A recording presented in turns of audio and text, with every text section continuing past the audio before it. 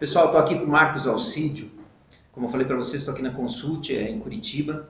A Consult é uma empresa de consultoria empresarial e o Marcos Alcídio é focado em tributação, é o gerente tributário da Consult. Eu já conheço o Marcos porque ele me ajudava, prestava consultoria nos meus negócios. E a primeira pergunta para você: como está hoje a tributação para quem inicia um negócio online? Qual é o conselho ou dica que você daria alertando o empresário que está iniciando um negócio online? Claro que ele inicia dentro de um regime que é o simples, né? Sim, começa pelo simples. Começa pelo simples. Como é que ele está hoje, a faixa tributária e os cuidados hoje que você precisa tomar dentro dessa tributação? Bom, Mauri, hoje na realidade, no mercado, costuma-se falar que o simples já não é tão simples assim, né? Você tem várias faixas de tributação, isso veio aumentando com o tempo. Então, muitas vezes, quando você olha a situação, as empresas geralmente começam pelo simples, né? O simples tem uma limitação de faturamento até 4 milhões e 800. Então, você sempre fica com esse limite de faturamento de 4 milhões e 800. E essas taxas, elas mudaram? Elas vêm mudando? Mudaram. Nos últimos anos elas vêm mudando, dependendo, você tem faixas de tributação, ela tem sido aumentada pelo que a gente tem notado nos últimos anos. Inclusive, até a gente já fez alguns estudos que às vezes o simples não é mais tão vantagem assim. Às vezes a empresa, porque qualquer empresa, do tamanho que for, ela pode optar pelo lucro real. Essa é uma verdade. Então muitas empresas, mesmo que inicia uma empresa, não pode optar pelo lucro real. Muitas vezes a gente faz algum cálculo e verifica que o lucro real é melhor sobre o ponto de vista tributário. É evidente que ele é um pouco mais complexo, mas ele é uma alternativa também. Então, forma geral, tentando responder a tua pergunta objetivamente, Mauri, as empresas começam pelo simples. Lógico que hoje já tem o MEI, né? O MEI é uma alternativa também que se tem. O MEI o faturamento do MEI aí é bem baixinho. 80 mil anual, 81 mil anual. Mas afora isso, as empresas vão, e o MEI também é uma coisa microempreendedor individual, é só para uma pessoa, só pode ter um empregado. Então a maioria das empresas que começam, elas têm que começar pelo simples, mas a gente vê essa situação que às vezes ele é mais caro. Depois ela tem as outras alternativas, que é lucro presumido e lucro real. Então o MEI, só para sintonizar aqui, ele só permite um funcionário? Só um funcionário. O MEI só pode ter um funcionário. Nada mais. Eu confesso que eu não sabia. O MEI é só isso. O MEI, na realidade, ele foi criado para ter uma alternativa para aquele que é individual mesmo. Para sair da informalidade. Isso, para sair da informalidade, ele paga uma taxa pequena, acho que é em torno de R$50 mês, né? Isso é todos os tributos. Então enfim, você é, digamos, manicure, alguma coisa. Então o MEI ele tem a taxa fixa, R$50 por mês é o que ele vai pagar tributo, ele já sabe que é isso. Isso, ele paga um valor fixo, aproximadamente R$50. Ele paga um valor fixo, que é aproximadamente R$50, ele paga aquilo ali e tá legal. Entende? Tem INSS, tem todos os benefícios, está, digamos assim, dentro das regras do INSS, até para fins de aposentadoria paga. Então ele não recolhe um INSS a mais? Não recolhe. Não recolhe. Olha, eu não sabia, cara, não tinha essa informação mesmo. É só isso, é bem simples, é uma Então o MEI não recolhe INSS? Não, só os R$50 aí do batata. Aproximadamente por volta de R$50. E tem essa garantia que já vale para a sua aposentadoria? Já vale é contado como um valor para a sua aposentadoria, exatamente. Bom, então esse é uma notícia boa. Claro que o MEI já tem... Já tem alguns anos. Alguns anos aí, né? Já tem 2, 3 anos, sim, alguma coisa assim. Por aí. Não lembro exatamente a data que começou, mas já tem. E foi criado com essa situação mesmo, para tirar da informalidade muitas dessas pessoas que trabalham e que não tinham nada em relação também a essa questão da aposentadoria, e tornar legal. Ela tem uma nota fiscal, ela pode emitir, ela tem esse limite dos 81 anos e só manda o máximo empregado. Mas é muito utilizado, tem muitas pessoas que têm realmente. Uma alternativa que veio em tempo, né? Sim, para quem realmente é individual, ser um apoio. Quantos micros, MEI hoje já deve haver? Imagina um jardineiro, né? Faz o serviço dele e tal, vai lá, ele pode abrir um MEI, paga esse valor, paga essa taxa e está legalizado. Se alguém vai lá, precisa de qualquer serviço dele um pouco maior, pode emitir nota, pode. Tá tranquilo, tá legalizado, não tem problema. Muito legal, muito bom. Então, o que me chamou a atenção também, além dessa do MEI que achei muito legal, tem que tirar o chapéu mesmo, muito bom.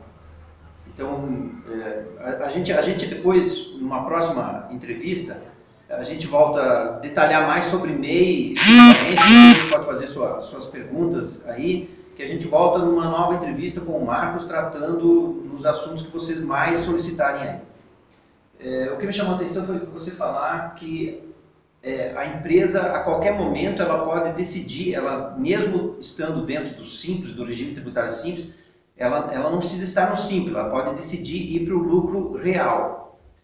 É isso, né? É isso mesmo. Então, o lucro real, só para detalhar, é o lucro, o nome já diz, lucro real, ou seja, é saber o quanto realmente você tem de lucro líquido e fazer essa conta para saber se dentro do lucro real você ainda paga menos tributo que no regime do Simples. É isso mesmo, é isso mesmo. O Marcos vai me corrigir aí, mas... Qualquer situação, quando você pensa em tributos, sempre requer uma análise matemática da situação. Sempre requer uma análise financeira de você ver qual... Porque você tem vários regimes. Você tem o Simples, você tem o lucro presumido e você tem o lucro real. O lucro real, qualquer empresa pode fazer, seja em qualquer nível de faturamento. O lucro real é evidente. Os tributos que são mais afetados com o lucro real é o imposto de renda, a contribuição social, o PIS e o COFINS, que hoje tem uma ligação também com o lucro real, porque o lucro presumido é um sistema e o lucro real é outro.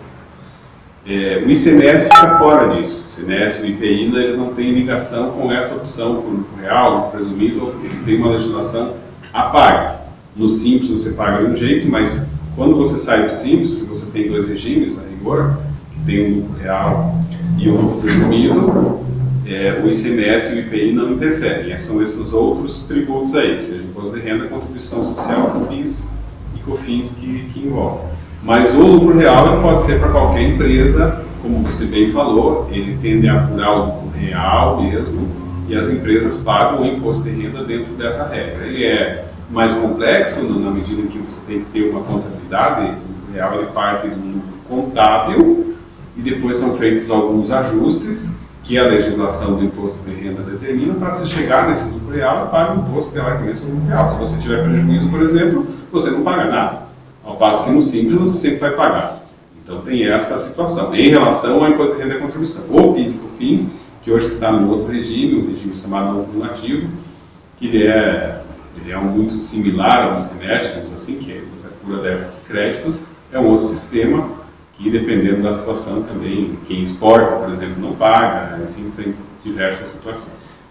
Então presta atenção nisso que o Marcos acabou de falar aí, que dependendo da situação, o lucro real significa que se sua empresa tem 3% de margem de lucro líquido, 5%, ou em algum momento venha a ter prejuízo, você simplesmente não paga nada de imposto, é isso?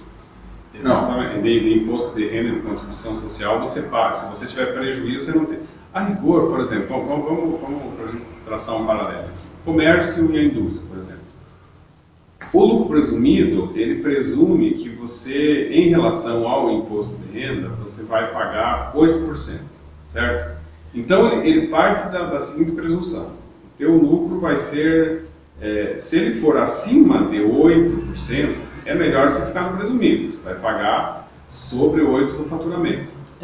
Então, só vou procurar detalhar, porque o Marcos está dizendo sobre o lucro presumido e o real, comparando os dois. Então, o lucro presumido é quando você está presumindo que vai ter um lucro maior que 8% de margem líquida. Isso, exatamente. Não, exatamente, margem final. Então, se você entende fez a conta matemática aí com o seu contador, com o seu tributarista. Por isso tão importante a consultoria do tributário além da sua contabilidade, porque o contador ele pode não ter todo o conhecimento suficiente para te dar a melhor orientação. E a estratégia tributária que você escolhe, ela pode sim significar lucro para a sua empresa, dependendo do que você matematicamente concluir. Então, presumido significa você presumir que a sua empresa tem mais de 8% de lucro líquido ao mês. Então, aí você entra para um lucro presumido. O real seria de 8% para baixo, é isso? Exatamente, Amaury. É que essa questão do 8% nós pegamos porque a presunção, que se chama no mercado, a presunção do presumido, que é esse percentual, no caso 8% do comércio e indústria, ele também varia. Serviço é outro percentual, venda de combustíveis é outro, então tem vários percentuais. Então você tem que olhar, o presumido, ele dependendo da atividade ele muda um pouco a presunção. Mas enfim, você explicou bem no sentido de dizer assim, o presumido, como o próprio nome diz, ele é uma presunção. Ele se presume que o lucro, você tem um faturamento, aí você vai ter essas diversas taxas de presunção, que seja 8%, que seja 32%, que seja 1,6% ou 1%. Você tem outras taxas que você presume. Aí você tem que olhar na tua contabilidade, como você bem falou, com o teu contador, para ver se é vantagem. Às vezes você ficar no lucro presumido ou no lucro real. Muitas empresas estão no lucro presumido. Esse é um fato. Né? Você pega muitos prestadores de serviço. Você vê, por exemplo, construtoras. Né? Construtoras, a grande maioria que a gente observa, elas estão no regime do lucro presumido. Só que o regime do lucro presumido também tem o limite de faturamento, que é 78 milhões. A partir disso você já não pode... Bom, então pelo que você está me dizendo, subentende-se, claro, óbvio, que essas empresas, alguns segmentos, optam pelo presumido porque realmente tem um lucro maior que isso. Sim, né? sim. Realmente eles optam para pagar menos impostos. Né? A margem é maior. A margem é maior do que esse valor, e daí eles optam para, sobre o ponto de vista tributário, é melhor eles ficarem no lucro presumido quando a margem é alta. Tem muitas empresas que têm uma margem alta. A dica é consulte o seu contador, veja se realmente você optou pelo melhor regime tributário para sua empresa. Como o Marcos falou, é pura matemática, né? Uma coisa que a gente não gosta. Eu detestava de fazer essas contas. O empresário, o empreendedor não se liga nisso. Aquilo que a gente tem nojo de fazer, a gente não quer fazer mesmo, acaba delegando. Só que esse é o pior caminho.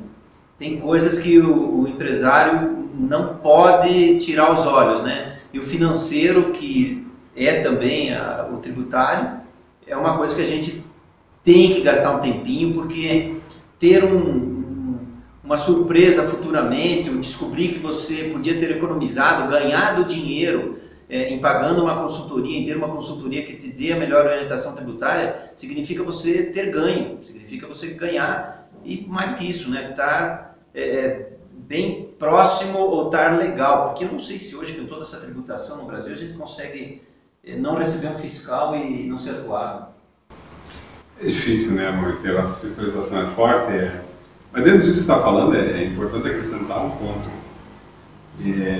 A carga tributária no Brasil, conhecida, o governo, por exemplo, fala em algo em 34%. Né? Você vê órgãos, outros aí da iniciativa privada falando em 40%. Mas tá, vamos imaginar que seja algo entre 34% e 40%. A maioria das empresas, na média, vão pagar isso. Uns pagam mais, outros pagam menos. Esses dias a gente estava vendo uma reportagem que falaram que, por exemplo, a energia 50% é tributo. Aí você vê algumas pessoas que ficam um pouco, nossa, mas é tudo isso? Sim, se a média da tributação é 34%, como o governo diz, ou 40%, como dizem, a média vai ser isso. Alguns vão pagar mais, alguns vão pagar menos. A carga tributária realmente existe, ela é alta, evidente que tem outros países que a carga tributária ainda é maior que isso, mas aí vem um pouco do retorno, né? No Brasil tem essa questão que se discute muito, que a carga tributária ela não é compatível com o retorno que se tem. Ou seja, se você for medir um equilíbrio das coisas, ele é o país talvez que se fala que tem a maior disparidade nisso, ou seja, se cobra muito o retorno nessa situação, é um pouco complicado. Então, realmente a carga tributária é alta. tente-se analisar essa situação, porque vai ter uma parte do teu faturamento que vai para o governo, isso não tem o que fazer. O governo, na maior parte, a gente costuma falar aí com os empresários, é o sócio majoritário, e é mesmo. Geralmente o que ele leva é mais do que o empresário leva, mas é uma realidade que se tem, né, que tem que se observar. E muitas vezes o que a gente nota é que as empresas vão para uma situação um pouco mais informal, que causa um pouco mais de risco, como se falou. Se tiver uma visita de um fiscal, corre esse risco, e às vezes os autos são de valores elevados, a gente vê dívidas aí de muitas empresas difíceis de pagar, difíceis de solucionar. Mas enfim, é importante, como você bem frisou, que o empresário veja isso, se preocupe com isso, e a maioria das vezes que a gente vê nos nossos trabalhos aqui também, como outras consultorias, é que a gente procura trazer para a empresa mais benefício do que o custo, ou seja, porque tem muitas alternativas, tem muitos caminhos, você tem alternativas para buscar pagar a menor carga possível dentro da maior segurança possível. Essa que é a realidade que você tem que buscar. Você tem que buscar pagar o menos possível, mas ter uma segurança, porque muitas vezes você corre muitos riscos e isso acaba ocasionando depois algumas situações difíceis de solucionar com isso. Aí o recado, o alerta, né? Essas questões, como todas dentro de um negócio, tem suas consequências, né? Desde a assinatura de um contrato e tudo que é responsabilidade do empresário, é o seu CPF que está aí, tem o seu CNPJ, mas é o seu CPF que vai responder por tudo isso. Então, procure se informar muito. Mais uma vez eu digo, dúvidas que você tiver e quiser esclarecer mais sobre isso, coloque aí embaixo sua pergunta, que eu vou estar aqui voltando a uma entrevista, se o Marcos permitir uma outra oportunidade, aí a gente vai abusar um pouquinho da generosidade dele aqui. Você falou, o e-commerce, o negócio online, ele tem uma tributação hoje diferente do online para o físico? Tem. Hoje o que a gente observa, por exemplo, falando aqui de estados, Paraná que nós estamos, Santa Catarina que é um estado próximo, São Paulo também tem regimes especiais. Todos esses estados consideram regimes especiais para quem trabalha exclusivamente com e-commerce. Quanto tempo faz isso? Isso foi a questão, acho que o Paraná, pelo menos, a questão de uns 2 anos. Eu acho que foi no final do governo Beto Richa ainda, que começou isso e depois continuou no... eu também não sabia disso. De fato, os meus negócios online vieram até 2015, depois eu fiquei desinformado. Quem me informava era o Marcos, mas então está me informando agora que a partir de 2017, 2018... Por aí teve um novo entendimento. Uma situação. Hoje você opta por um regime especial. Você sai, principalmente envolvendo o ICMS, que é um tributo mais complexo, principalmente para quem vende por e-commerce, você vende para todas as regiões do Brasil, e você tem que ficar observando para cada estado como que você vai vender, qual que é a tributação. Tem a figura da substituição tributária, que você bem conhece, né, Maurício? Que é uma questão também complexa, que você tem que estar olhando, cada produto tem uma forma de tributação. E quando você está no Simples ainda ele sai fora disso, mas a partir do momento que você sai do Simples você tem que se preocupar com isso, e daí o Paraná, por exemplo, tem um regime especial onde você tem umas certas facilidades, onde você sai do regime normal e você vai para uma situação específica onde você vai pagar 1%, 2%, 1,5% sobre a venda, ao invés de pagar às vezes 4%, às vezes 12%, às vezes 18%, abrindo mão do crédito da entrada. Então é um regime um pouco mais simplificado, que os estados procuraram dar, porque viram a complexidade e que busca ajudar um pouco a questão do e-commerce e também trazer essas plataformas de e-commerce para trabalhar junto nos seus estados. Então, olha aí, você lojista virtual que tem um e-commerce, a importância de você entrar em contato aí com a Secretaria da Fazenda do seu estado e se informar sobre o regime especial para vendas online, que realmente passa a ter um diferencial. É claro que, como o Marcos comentou antes, eu até perguntei aqui para ele nos bastidores, para a gente falar um pouquinho da substituição tributária, e realmente a matéria é bem complexa, porque ele diz aqui, para cada estado que você vende, é uma situação diferente. Então não dá para dizer assim, o ST tem isso, tem essa carga, esse tributo, essa antecipação, esse recebível, Porque para cada estado é uma regrinha diferente. Sim, a substituição tributária é um instituto que se criou no Brasil há muito tempo, que até teve um julgamento que foi em 2016 do Supremo Tribunal Federal, que se considerou que a substituição tributária, quando você paga a mais do que devia, você tem que se ressarcir desse valor, né? Mas você, quando vai vender para cada estado, porque os estados têm autonomia para legislar em relação à substituição tributária. Então, tem produto que, por exemplo, Santa Catarina, por exemplo, tinha quase todos os produtos. Hoje são poucos, 2 ou 3 produtos que eles têm lá substituição tributária. O resto não tem mais. O Paraná tem muitos produtos de substituição tributária, mas recentemente tirou, por exemplo, os alimentos da substituição tributária. Então, nós estamos falando dos estados. Agora, os outros também têm as suas autonomias para deixar um produto da substituição tributária, para tirar da substituição tributária. Então, por isso torna-se complexo a situação da substituição tributária. Nós temos que estar olhando cada estado, como que é a regra da substituição. Ele tem um acordo com esse estado, por exemplo, se eu estou no Paraná, vou vender para Goiás, por exemplo. Tem que existir um acordo para poder vender em Paraná para Goiás, para não ter a substituição tributária normal. Às vezes não tem esse acordo. Às vezes tem substituição tributária, por exemplo, lá em Goiás, nesse que nós estamos falando, não tem no Paraná, e quando você vai vender para lá, você tem que pagar na entrada lá. Então, é um instituto que ele é complexo, realmente é complexo. Os estados até nessa reforma tributária estão conversando muito para ver de que forma vão tentar resolver isso, porque sabem dessa complexidade. As empresas, é muito difícil você conseguir ficar vendo hoje tudo isso, mas o que ajuda é que hoje nós temos muitas plataformas aí de empresas que tem isso que você consegue achar aí na internet, como eu tenho um produto aqui, que nem nós temos aqui uma caneta, eu vou saber dizer a caneta em tal estado, quando eu for vender, se tem substituição, se não tem, você tem algumas empresas que fornecem, já que tem um cadastro disso. Você está falando da plataforma de gestão de um ERP, é isso?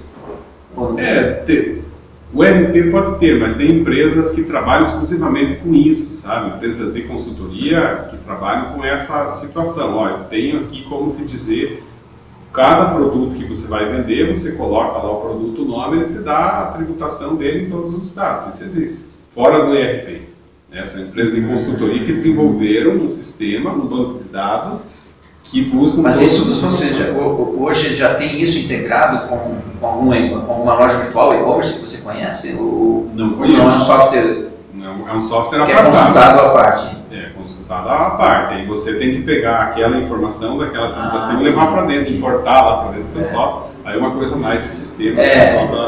Então tá aí, eu também não... Então o Marcos está chamando a atenção aqui de um software que pode trazer os custos dessa tributação para cada estado, mas eu não sei, vou até procurar saber mais se tem alguma plataforma de e-commerce ou algum ERP, algum sistema de gestão que esteja integrado com esse sistema que ele está comentando.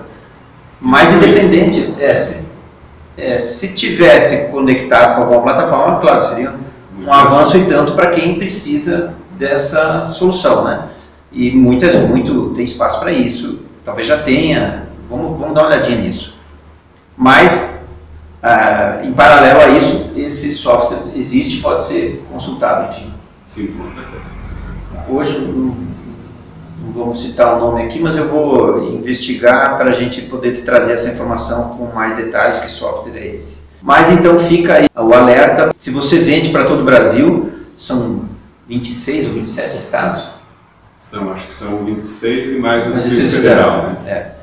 Então, para cada estado desse, se você vende, é uma tributação diferente. Talvez tenha que ter, no meu tempo falava, você tem inscrição estadual nesses estados, né? Para poder... Muitas vezes, quando você vai vender para um estado, você tem várias vendas e você tem que pagar por operação, você tem a possibilidade de ter uma inscrição estadual lá e daí pagar por aquela inscrição especial que chama... Para não ter que recolher antecipado aqui. Para não ter que recolher. Então está falando que se você for vender para o Pará, seria uma das hipóteses ter uma inscrição estadual no Pará, para que você não tenha que recolher esse imposto antecipado e não correr o risco do seu produto ser barrado lá na entrada, né? Isso, exatamente. Porque quando você vai vender por substituição tributária, você vai ter que pagar o imposto para o outro estado, no caso, como você citou no exemplo Pará, você teria que pagar para o Pará. Então, você pode obter essa inscrição especial e daí você soma todo aquilo que você vendeu no mês e paga uma guia só, ao invés de cada operação você está pagando